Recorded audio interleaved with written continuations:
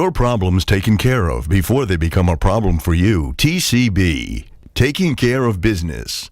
Taking care of your business. Hello, this is Andre with TCB. We're looking to set up a network drive, or in this case a mapped network drive. So I'm going to go ahead and disconnect here so you can see how we did this. So essentially all you have to do is open up any folder, click on this PC, make sure your computer tab is selected.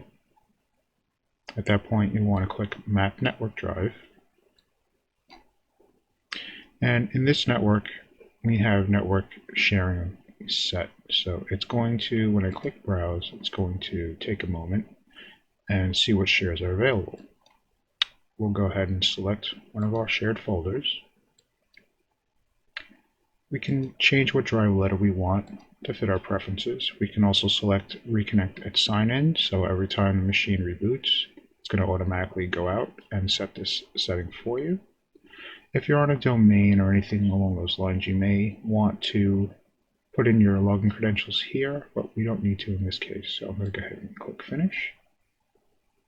At that point, we'll be taken to the drive we just shared. I'm going to close this down, and you'll see the folder and the drive is here now.